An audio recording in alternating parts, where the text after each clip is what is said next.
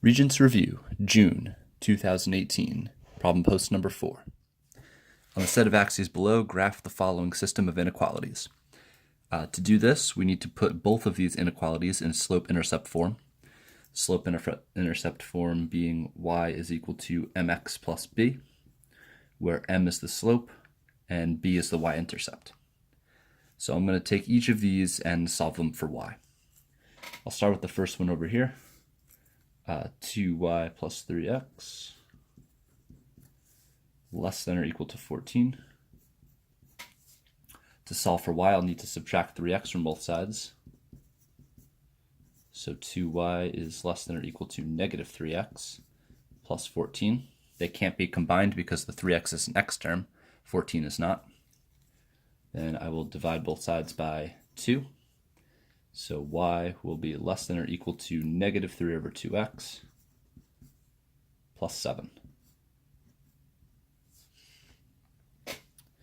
For the other inequality, I have 4x minus y less than 2.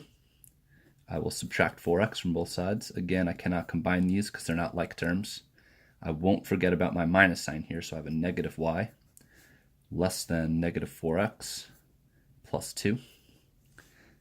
This is solved for negative y. I need positive y. So to do that, I will divide by negative 1. And remember, whenever we divide an inequality by a negative, we must reverse the direction of this inequality. So I'll have y is greater than negative 4 divided by negative 1 is positive 4. Positive 2 divided by negative 1 is negative 2. So now I have my two lines in slope-intercept form. Starting with this one over here, it says my y-intercept is 7. 1, 2, 3, 4, 5, 6, 7.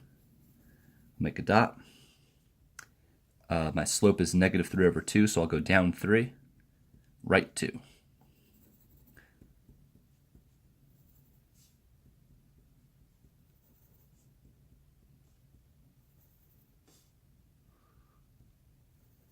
Could also go up 3 and to the left 2. Before connecting the dots, I'll check to see if it should be a dotted line or a solid line. The bar underneath the inequality says that it has the option of being equal to. This indicates that it should be a solid line. So when I draw the connection of the dots, I will make a solid line.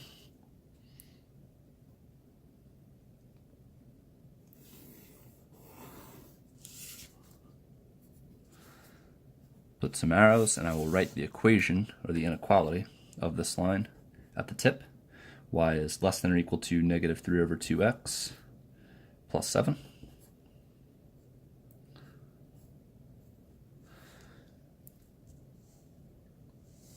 So we see that there. And then I need some shading. This says y is less than or equal to, so that's everything below the line. So all of this.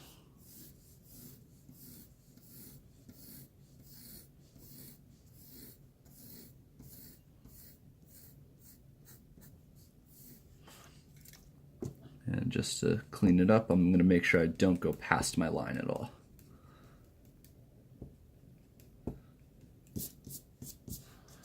Okay, so there's my first inequality.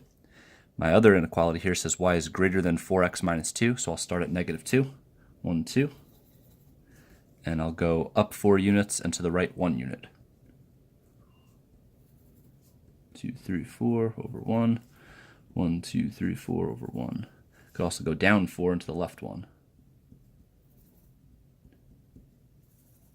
Checking my inequality, I don't have the line underneath, so this will be a dotted line, or a dashed line.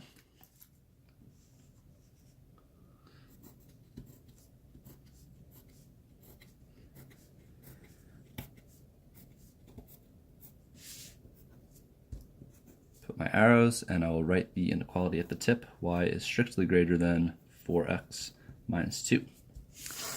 This shading should be above the line because it is greater than. So I will shade everything above the line.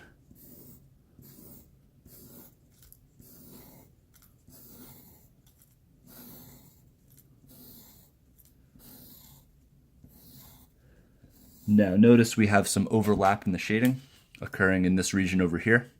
That is my solution set. So in my solution set, I'll make a big S for solution. Okay, determine if the point 1, 2 is in the solution set and explain your answer. So 1, 1, 2. This point is an interesting point. It is on the dashed line. It is not in the shaded region. It is not in the overlap of the shaded region, I should say. And it is not on this dashed line because points on the dashed line are not considered solutions, because that would make an equation true, but if we have to be strictly greater than, it won't satisfy that. So this point 1, 2 would not fit. Yeah, so this is not a solution.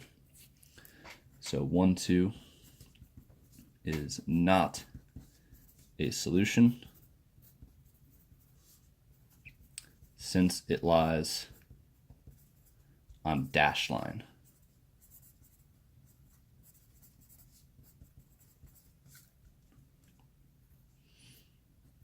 Thus, it is not in the overlap of the shaded region.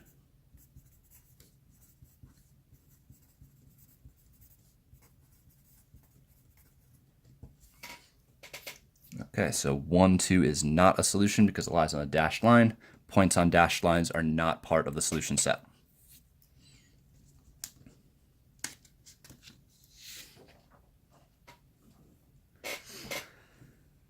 Okay, the percent of students scoring 85 or better on a mathematics final exam and an English final exam during a recent school year for 7 schools shown in the table below. We're going to need to write a linear regression equation for the data, rounding all values to the nearest hundredth. My calculator is downstairs. Ready? Time me.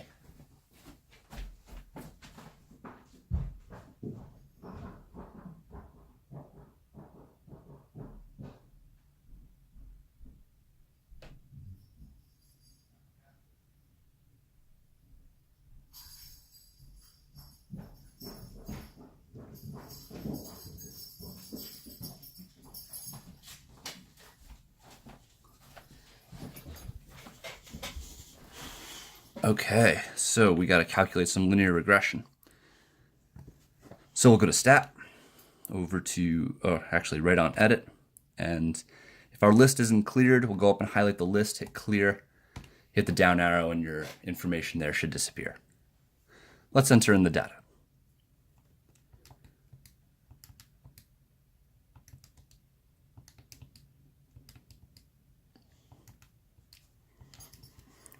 So math is in list 1.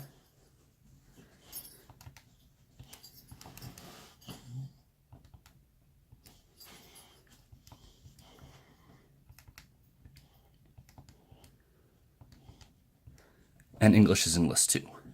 So let's find the linear regression equation to the nearest hundredth. Stat, over to Calc, option 4. And we'll calculate.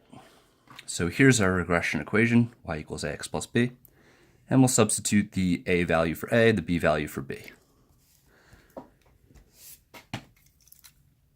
So we'll have y is equal to the nearest hundredth, the 7. We'll round the 5 up to a 6. And remember, hundredth is 2 decimal places, so 0.96x. Then for the b value, the 8. Oh, man. All right, Stat, Calc, option 4, calculate. There it is. The 8 will round the 4 up to a 5, so 23.95.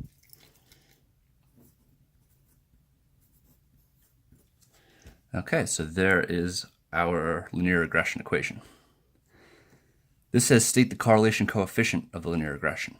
When we calculate, we should have r squared and r being the correlation coefficient. If we don't, that means our diagnostics are off. To put diagnostics on, we can go to Mode, go up until you see Stat Diagnostics, which is right here. Stat Diagnostics. Right now mine are off, so I'll go and turn them on. Now I can calculate the linear regression again, Stat, Calc, option 4, and this time it'll present me with my R value. So it says R is 0.92. R equals 0.92. All right, it said round to the nearest hundredth, that's 2 decimal places. We had a 0 in the 3rd decimal place, so that left the 2 alone. Okay, so R values, correlation coefficients, are on a scale from -1 to +1. The closer we are to -1 or +1, the stronger the relationship. Here we're really close to +1. So we can say there is a strong positive relationship. Strong positive relationship.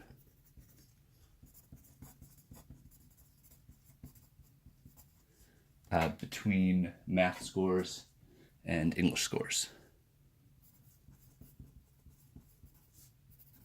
Or between math and English scores.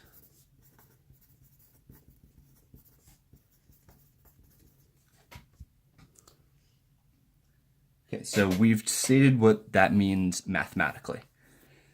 Strong positive relationship. It is always a good idea, especially when they ask for it, to explain with context. So what does it mean that there's a strong positive relationship between math and English scores?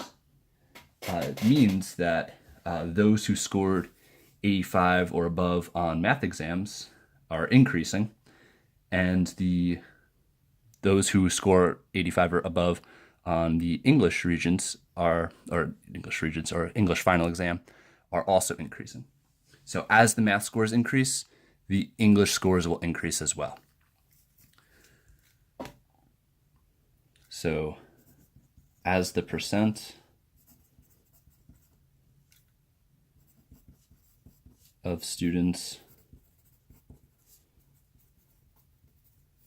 scoring 85 or above, or plus sign, we'll just say 85 or better using their language. As the percent of students scoring 85 or better on math finals increases,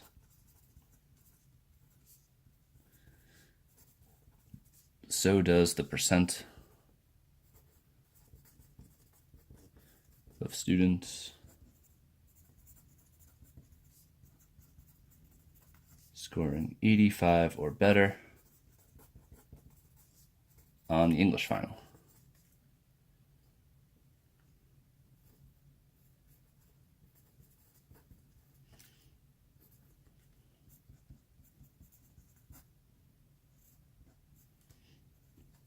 All right, so as math is increasing, English would be increasing as well.